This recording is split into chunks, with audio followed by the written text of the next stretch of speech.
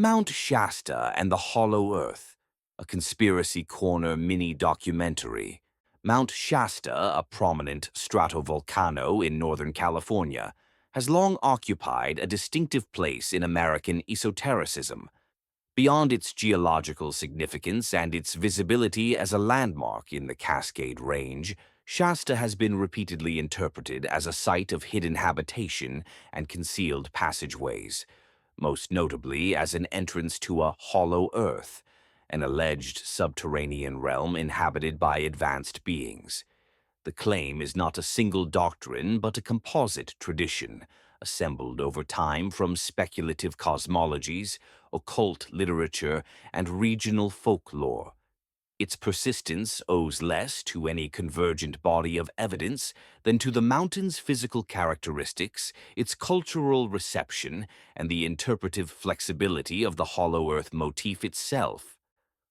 Hollow Earth theories propose, in varying forms, that the Earth contains extensive interior cavities capable of supporting life, sometimes connected to the surface by openings near poles or mountains. While pre-modern cosmologies occasionally imagined layered worlds or underworld domains, the hollow Earth idea in its recognizable modern form is typically traced to early modern and 19th century speculative science and pseudoscience. In these accounts, the subterranean interior is not merely a mythic underworld, but a geographic space, frequently endowed with superior technology, moral refinement, or spiritual mastery. In the 20th century, Hollow Earth claims were absorbed into broader currents of occult and contactee literature. Within these milieus, subterranean civilizations served as narrative devices through which authors explained exceptional knowledge, anomalous phenomena, or anticipated transformations of human society. Mount Shasta became one of the most frequently cited surface locations associated with access to such interior realms, especially in American contexts. The assignment of a purported hollow earth entrance to Mount Shasta reflects several reinforcing factors. First is the mountain's topography and meteorology. Shasta's mass, steep flanks, and frequent cloud formations facilitate optical ambiguities that are readily interpreted as concealment or camouflage. Second is the presence of caves and lava tubes in volcanic terrains generally, which provides a plausible-seeming physical substrate for imaginative elaboration, even where no relevant passage has been demonstrated. Third is Shasta's established reputation as a spiritually charged landscape within a variety of New Age and alternative religious frameworks. When a site is already construed as exceptional, additional exceptional claims attach more easily. Finally, Shasta's remoteness relative to major coastal cities historically encouraged a narrative of concealment, a location simultaneously accessible and yet sufficiently expansive to support the idea that something could be hidden there. The result is a classic pattern in conspiratorial geography. A striking natural feature is treated as the surface expression of an unseen infrastructure. The most influential variant of the Shasta Hollow Earth tradition centers on alleged Lemurians. Lemuria originated as a 19th century hypothetical landmass proposed to explain zoological distribution patterns before the acceptance of plate tectonics. Although the scientific hypothesis was abandoned, the name persisted and was repurposed in occult literature as a lost civilization of spiritual or technological grandeur. Within Shasta-centered narratives, Lemurians are said to have survived a cataclysm by retreating underground, establishing a city sometimes named Telos. Telos is typically described as highly ordered, luminous, and advanced, and its inhabitants are portrayed as long-lived, ethically elevated, and capable of extraordinary mental or energetic capacities. The city is frequently imagined as existing within caverns beneath the mountain, connected to the surface via guarded tunnels or concealed entrances. In documentary treatments, it is useful to note that these descriptions follow a recognizable literary template. The subterranean city functions as a utopian counterpoint to surface society. It is insulated from war, scarcity, and disorder, and it preserves a pure lineage of knowledge. The mountain, in this scheme, is less a geological entity than a gate, an interface between a fallen present and an idealized continuity.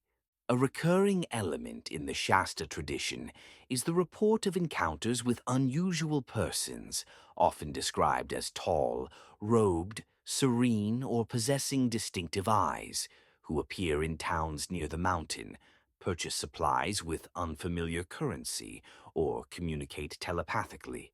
Such stories are presented as indirect evidence. If subterranean inhabitants exist, they might occasionally interact with the surface while maintaining secrecy. Equally recurrent are claims of entrances that are visible only under certain conditions, that vanish when approached, or that are protected by vibrational barriers. These motifs are significant because they immunize the claim from straightforward falsification. If the entrance is concealed by advanced technology or accessible only to initiates, then the absence of a discoverable opening does not count against the narrative. Instead, it is treated as confirmation of the civilization's sophistication and its commitment to concealment. In a serious descriptive register, this may be framed as a self-sealing structure, typical of conspiracy belief systems. The more elusive the object, the more its elusiveness is interpreted as a deliberate feature rather than a disconfirming result. From the mid-20th century onward, Mount Shasta's hollow earth reputation increasingly overlapped with UFO lore. The mountain is periodically described as a site of aerial anomalies, lights, or craft entering and exiting its slopes. In some versions, the subterranean realm is linked to extraterrestrial visitors. In others, it is the origin of the craft themselves, implying that aliens are not visitors from space, but inhabitants of the Earth's interior. These variations are not mutually exclusive within the broader tradition, which often accommodates multiple layers of hidden agency. A related but distinct thread is the idea of covert government activity, bases, laboratories, or restricted zones associated with the mountain. This motif serves two narrative functions. It provides an explanation for why entrances are not publicly acknowledged, and it lends bureaucratic plausibility to secrecy by invoking familiar modern institutions. Within such accounts, authorities are said to be aware of subterranean access points and to manage public perception through restriction, disinformation, or selective disclosure. Proponents sometimes cite photographs of unusual cloud formations, anecdotal reports of strange lights, compass anomalies, missing time experiences, and the presence of cave systems as supporting data. In a strictly evidentiary sense, these categories are weak. Cloud forms are meteorologically explicable and highly susceptible to pattern perception. Lights can be misidentified aircraft, astronomical objects, or terrestrial sources. Compass behavior varies for mundane reasons, and caves, while real, do not imply a vast inhabited interior civilization. Geophysical knowledge also constrains the strongest interpretations. The Earth's internal structure, crust, mantle, outer core, inner core, is well characterized through seismic studies.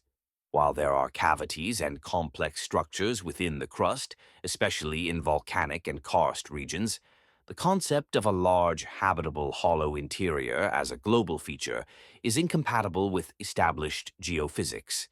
The hollow earth tradition persists not because it aligns with these constraints, but because it operates primarily in symbolic and experiential registers. Personal testimony, revelatory literature, and the interpretive authority of belief communities. The Mount Shasta entrance narrative is best understood as a modern myth of refuge, continuity, and concealed order. It offers an account in which wisdom and stability have not been lost but merely hidden, awaiting a moment of reintegration. It also recasts a natural landscape as an archive of secrets, thereby intensifying the mountain's perceived significance and turning ordinary ambiguity, mist, distance, shadows, inaccessible terrain, into meaningful concealment. The Shasta hollow earth tradition may be presented as a layered folklore, a synthesis of speculative geography, occult reinterpretation of scientific terminology, and localized storytelling anchored to a visually commanding place. Its claims are not supported by conventional empirical standards, yet the narrative endures through repetition, adaptation, and the mountain's continuing role as a focal point for spiritual tourism and alternative cosmology. In this sense, Mount Shasta functions less as a confirmed gateway than as a cultural instrument, a mountain onto which modern longings for hidden mastery and protected worlds are repeatedly projected,